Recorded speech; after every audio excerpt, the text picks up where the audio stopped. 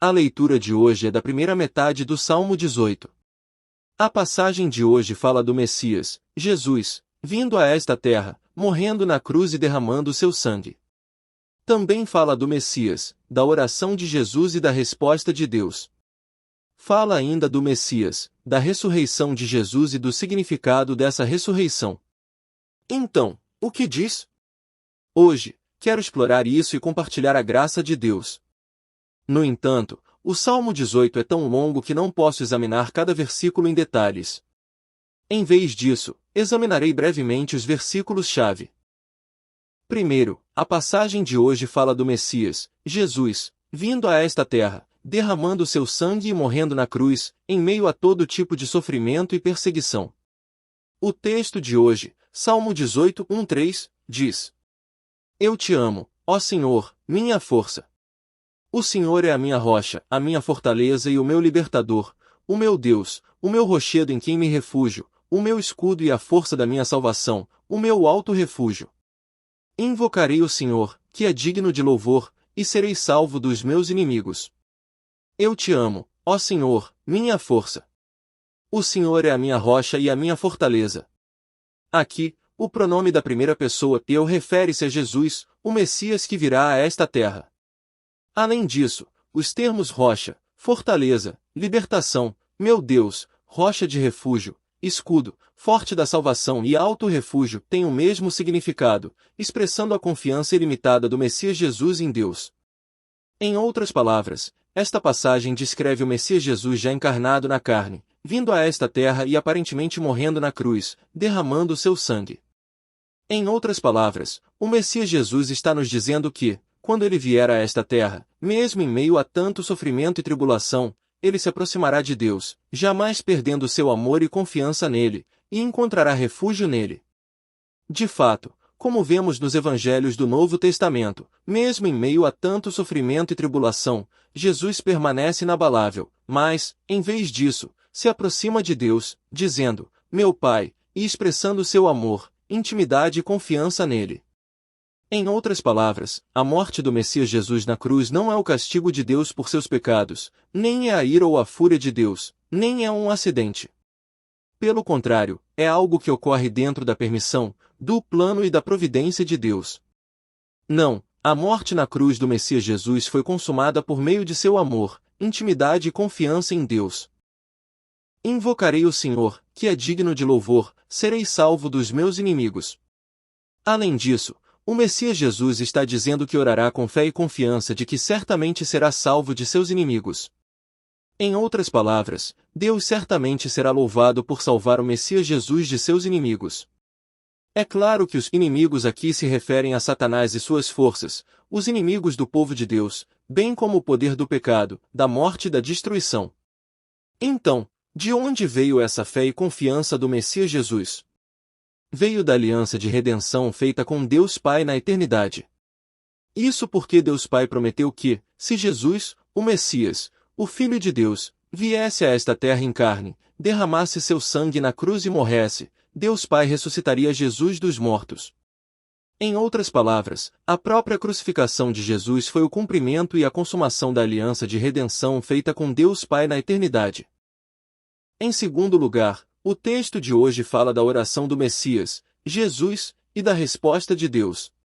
O texto de hoje, Salmo 18, 4-6, diz: Os laços da morte me cercaram, as torrentes da maldade me aterrorizaram.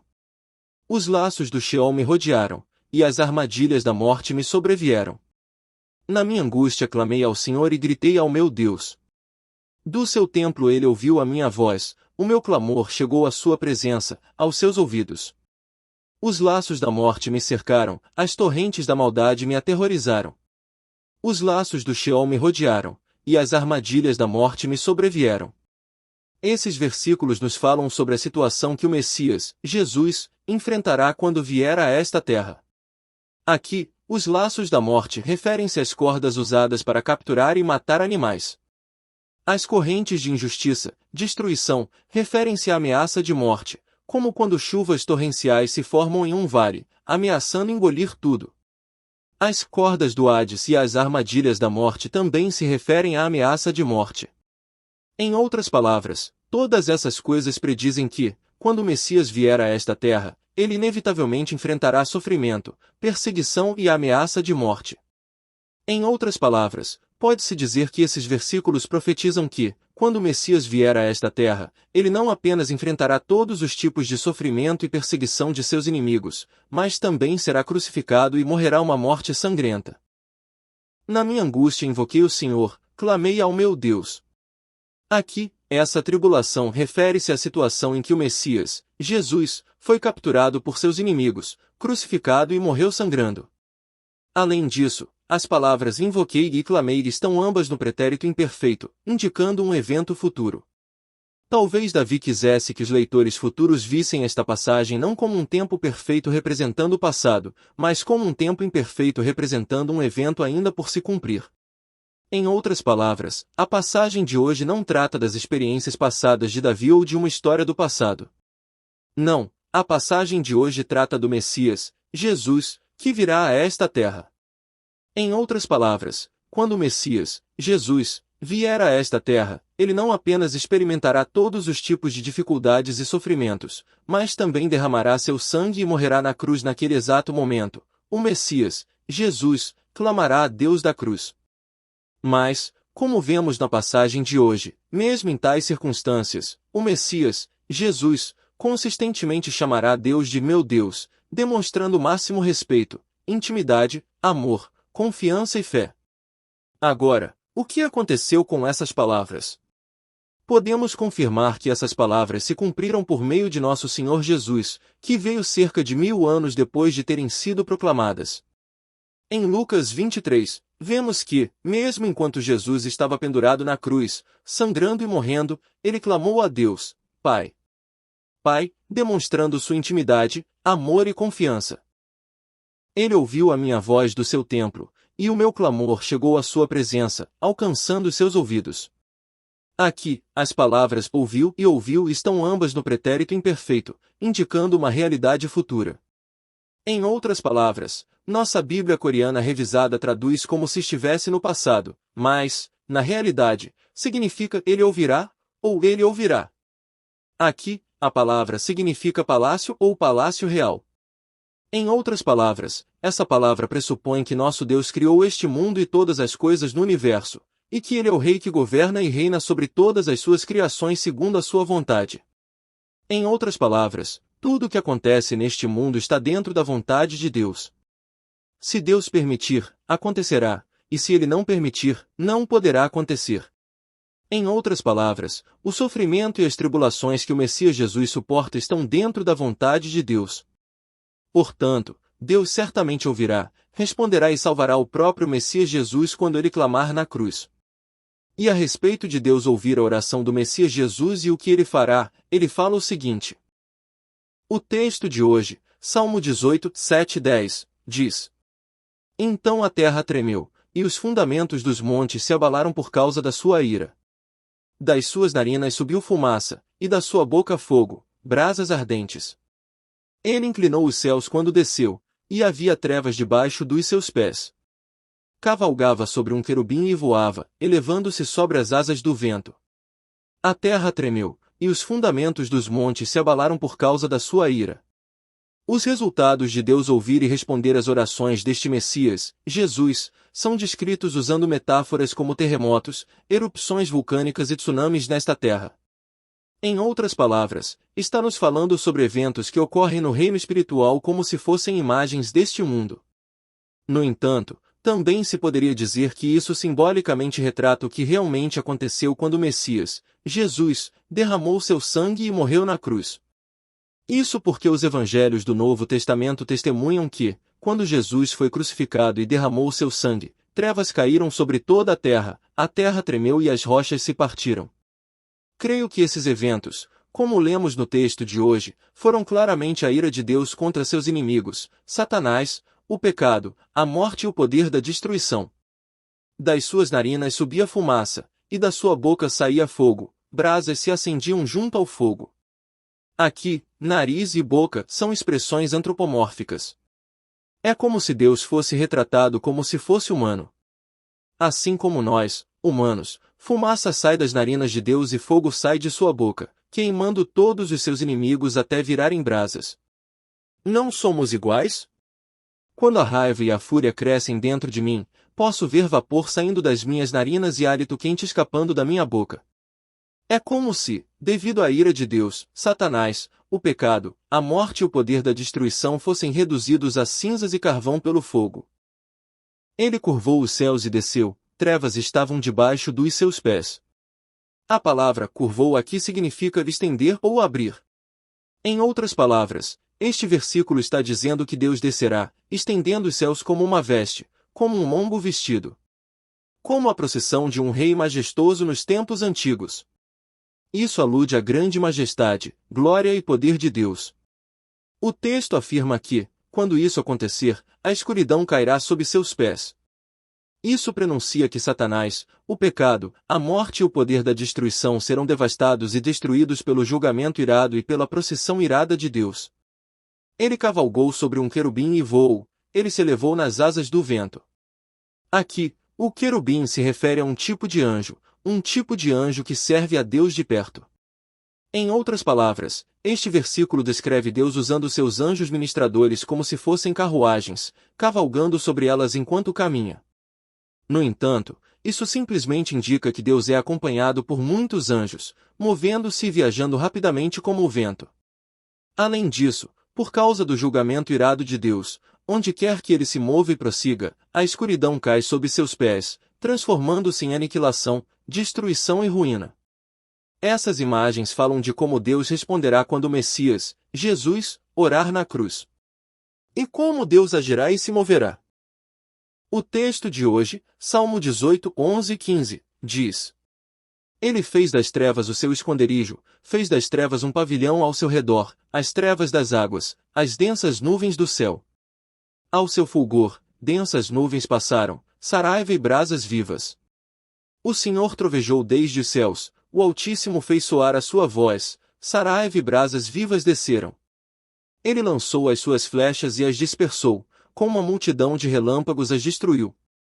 Então as águas se revelaram, e os fundamentos do mundo foram descobertos à repreensão do Senhor, ao sopro do seu nariz. Ele fez das trevas o seu esconderijo, fez das trevas um pavilhão ao seu redor, as trevas das águas, as densas nuvens do céu. É como se Deus estivesse se escondendo nas escuridões das águas, nas densas nuvens, ou usando as densas nuvens para formar um pavilhão ao seu redor. Aqui, a escuridão das águas e as nuvens densas representam uma atmosfera onde uma torrente de chuva ou granizo está prestes a cair do céu. Isso demonstra simbolicamente a magnitude da ira de Deus e prenuncia que, quando a ira de Deus for derramada, seus inimigos serão derrotados, arruinados e destruídos. Assim como uma chuva torrencial ou granizo dos céus causa deslizamentos de terra, árvores caem e plantações são destruídas, isso sugere que, quando o julgamento irado de Deus se derramar dos céus, seus inimigos serão igualmente devastados e destruídos. Por causa do brilho diante dele, nuvens densas passaram, granizo e brasas vivas caíram. O Senhor trovejou desde os céus, o Altíssimo fez ouvir a sua voz, granizo e brasas vivas caíram. Os eventos que ocorrerão no reino espiritual devido ao julgamento irado de Deus são representados como trovões, relâmpagos e granizo caindo na terra. Isso nos mostra quão temível, aterrorizante e horrível será o julgamento irado de Deus contra Satanás, o pecado, a morte e o poder da destruição. Não é verdade? Quando vemos um estrondo ensurdecedor e um relâmpago no meio da noite, acompanhados por raios caindo do céu, sentimos um medo e pavor enormes. O julgamento de Deus sobre seus inimigos não é diferente. Não, o julgamento da ira de Deus cairá sobre seus inimigos como chuva ou granizo, como trovões e relâmpagos, trazendo medo e terror tremendos. Ele lançou as suas flechas e os dispersou, destruiu-os com uma multidão de relâmpagos. Este versículo também descreve o mundo espiritual surgindo do julgamento irado de Deus, como se fosse um campo de batalha na terra. É como se Deus estivesse cavalgando os querubins, empoleirado neles, e disparando flechas como relâmpagos, perseguindo e destruindo seus inimigos. O que você acha? Qual é a situação agora? Agora, o Messias, Jesus, está pendurado na cruz, sangrando e morrendo. Nesse momento, podemos ver que Deus não simplesmente deixou o Messias, Jesus, sozinho, nem simplesmente observou. Em vez disso, ele estava travando uma batalha na cruz. Isso nos diz que ele estava esmagando, destruindo e aniquilando Satanás, o pecado, a morte e os poderes da destruição.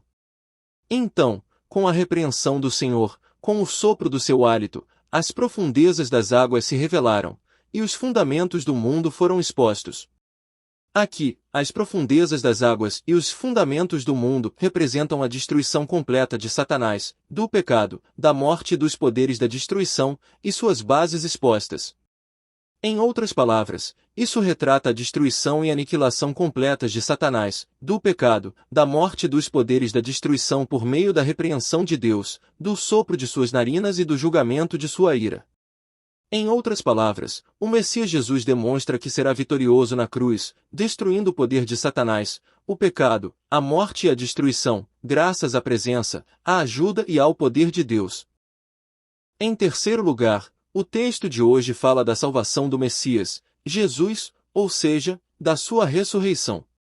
O texto de hoje, Salmo 18, 16 e 19, diz: Ele enviou ajuda lá do alto, tomou-me, tirou-me das muitas águas. Livrou-me do meu inimigo poderoso, daqueles que me odiavam, porque eram mais fortes do que eu. Vieram contra mim no dia da minha calamidade, mas o Senhor foi o meu refúgio. Levou-me para um lugar espaçoso, salvou-me, porque se agradou de mim. Ele enviou ajuda lá do alto, tirou-me das muitas águas. Aqui, a expressão enviou ajuda lá do alto provavelmente se refere ao poder e à força misteriosos que Deus exercerá e concederá para ressuscitar o Messias, Jesus, da morte e da sepultura. Além disso, a expressão muitas águas simboliza a morte, da qual não há escapatória. Assim como nos dias de Noé, Deus afogou toda a vida no dilúvio. Além disso, as palavras me levou e me livrou aqui estão todas no pretérito imperfeito, então parece melhor traduzi-las como me levou e me livrou.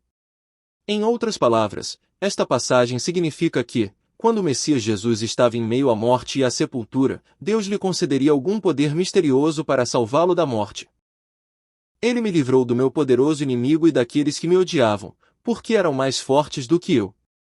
Aqui, o poderoso inimigo e aqueles que me odiavam referem-se aos poderes de Satanás, do pecado, da morte e da destruição discutidos anteriormente. Em outras palavras, na cruz, Deus esmagaria todos esses poderes, resgatando o Messias Jesus dessas forças. Mas o que significa quando essas forças dizem, eles são mais fortes do que eu? Isso é uma zombaria e um ridículo do Messias Jesus. Porque, embora este Messias Jesus venha a esta terra em um corpo de carne e em uma aparência humilde, sua essência é o Filho de Deus. Portanto, com apenas uma palavra deste Messias Jesus, essas forças satânicas ficarão impotentes e recuarão diante de sua autoridade. De fato, quando Jesus veio a esta terra em carne, essas forças satânicas ficaram aterrorizadas e tremeram diante dele. Contudo, a razão pela qual foram capazes de crucificar e matar o Messias Jesus foi porque ele permitiu e aprovou. Não foi porque, como diz o texto de hoje, eles eram mais fortes ou mais poderosos do que o Messias Jesus. Não, ao crucificarem o Messias Jesus e o fazerem sangrar até a morte, eles acabaram se destruindo, se arruinando e perecendo para sempre. O texto de hoje pode ser visto como a zombaria e o ridículo do Messias em resposta a isso. Eles me atacaram no dia da minha calamidade, mas o Senhor foi o meu refúgio. Aqui, o dia da calamidade se refere à crucificação do Messias Jesus, à sua morte sangrenta e ao seu sepultamento no túmulo. Em outras palavras, o Messias Jesus será crucificado, sofrerá uma morte sangrenta e será sepultado no túmulo, mas Deus será o seu apoiador e patrocinador.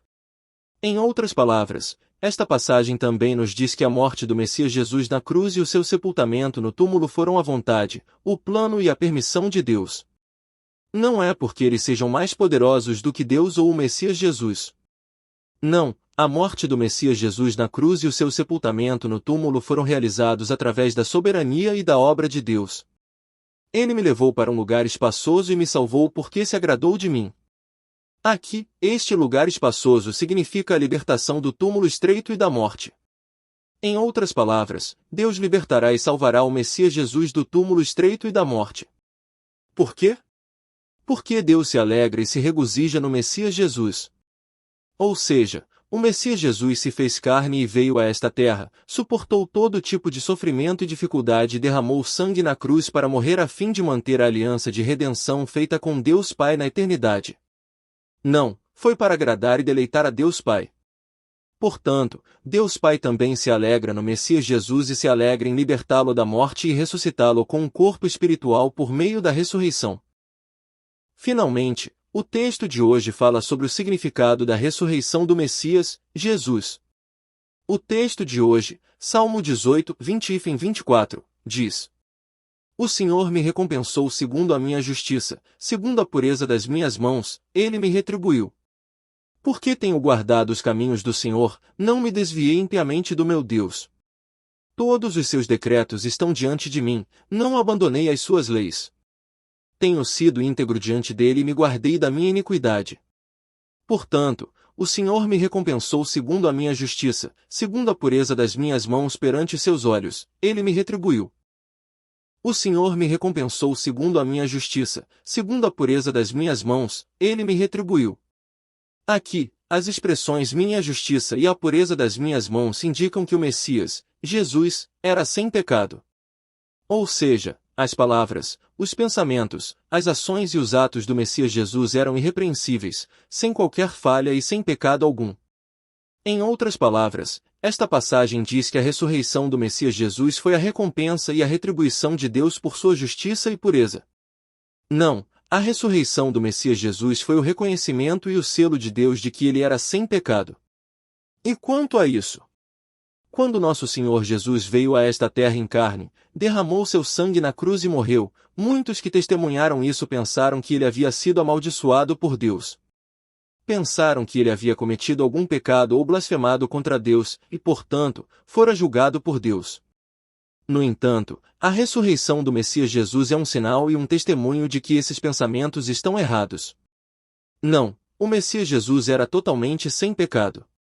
Porque tenho guardado os caminhos do Senhor e não me desviei impiamente do meu Deus. Todos os seus decretos estão diante de mim, e não abandonei as suas leis. Isso também se aplica à luz de todas as leis. De fato, Jesus veio a esta terra através do ventre da Virgem Maria, concebido pelo Espírito Santo, e, portanto, estava livre do pecado original. Além disso, em todas as suas ações, ele foi tentado de todas as maneiras, mas permaneceu sem pecado. De fato, podemos confirmar que Jesus obedeceu perfeitamente a todas as leis, mesmo enquanto viveu nesta terra. Ou seja, ele não apenas nunca se afastou de Deus em seus pensamentos, palavras ou ações, mas também guardou e seguiu todas as leis de Deus na Bíblia. Sou irrepreensível diante dele, guardando-me da minha iniquidade. Essas palavras também revelam que o Messias Jesus é irrepreensível diante de Deus, santo e livre de toda transgressão da lei, impureza e pecado em todos os seus pensamentos, palavras, ações em sua vida. Não, o nosso Jesus é perfeito e irrepreensível. É por isso que Hebreus 4:15 diz, pois temos um sumo sacerdote, que, como nós, foi tentado em tudo, mas sem pecado. 1 Pedro 2:22 diz, ele não cometeu pecado algum, nem se achou engano em sua boca. 1 João 3:5 diz, vocês sabem que ele se manifestou para tirar os nossos pecados, nele não há pecado. Dessa forma, nosso Jesus é completamente sem pecado, perfeito e irrepreensível. No entanto, a morte de Jesus na cruz, derramando seu sangue, foi para expiar nossos pecados e nos declarar justos sem custo, como profetizado no Antigo Testamento. Portanto, o Senhor me recompensou segundo a minha justiça, segundo a pureza das minhas mãos perante ele, ele me recompensou. Aqui, as mãos são uma sinédoque, representando todos os pensamentos, palavras e ações do Messias. Ou seja, os pensamentos, palavras e ações do Messias eram todos sem pecado, perfeitos e irrepreensíveis. Portanto, Deus ressuscitará o Messias Jesus dentre os mortos. Se não fosse assim, se este Messias Jesus não fosse justo e suas mãos não fossem impuras, ele não o ressuscitaria dentre os mortos. Em última análise, a ressurreição deste Messias Jesus é a recompensa, a aprovação e o selo de Deus para a justiça e a pureza de suas mãos. E qual é o significado da ressurreição deste Messias, Jesus? O texto de hoje fala sobre isso da seguinte maneira. No Salmo 18, 25, 27, está escrito: Com os misericordiosos te mostrarás misericordioso, e com os íntegros te mostrarás íntegro. Com os puros te mostrarás puro, e com os perversos te mostrarás blasfemo. Salvarás o aflito, mas abaterás o soberbo. Com os misericordiosos te mostrarás misericordioso, e com os íntegros te mostrarás íntegro. Estes versículos falam primeiramente sobre que tipo de Deus Deus é. Ou seja, o nosso Deus mostra a sua misericórdia aos misericordiosos e a sua perfeição aos íntegros. O que isso significa? Ou seja, a ressurreição do Messias, Jesus, é um sinal, uma prova e uma garantia de que ele é misericordioso e perfeito. Com os puros te mostrarás puro, mas com os perversos te mostrarás blasfemo. Este versículo também fala sobre que tipo de Deus Deus é. Ou seja, o nosso Deus mostra a sua pureza aos puros, mas com os perversos ele mostra a sua blasfêmia. O que isso significa? Ou seja, a ressurreição do Messias Jesus é um sinal, uma prova e uma garantia de que o Messias Jesus é puro, não é errado, não se desvia do caminho certo. Tu salvarás o povo aflito, mas humilharás os olhos altivos. Este versículo também fala sobre que tipo de Deus Deus é. Ou seja, Deus salva os humildes e humilha os orgulhosos. O que isso significa? Em outras palavras, a ressurreição do Messias Jesus é um sinal, uma prova e uma garantia de que o Messias Jesus sabe como louvar e exaltar a Deus, que ele é humilde e não arrogante. Em outras palavras, a ressurreição do Messias Jesus é um sinal, uma prova e uma garantia de que Deus reconhece o Messias Jesus como misericordioso, perfeito, puro, justo, humilde e não arrogante. Ele me tirou de muitas águas. Deus. Obrigado. Obrigado. Eu te amo. Obrigado, obrigado, por nos permitir conhecer, ver e compreender o teu maravilhoso plano de salvação hoje. Conceda-nos grande fé nos méritos do sangue do Senhor Jesus Cristo e conceda-nos a graça de entrar naquele céu eterno. Eu te abençoo e oro em nome de Jesus. Amém. Se quiser saber mais, inscreva-se e curta.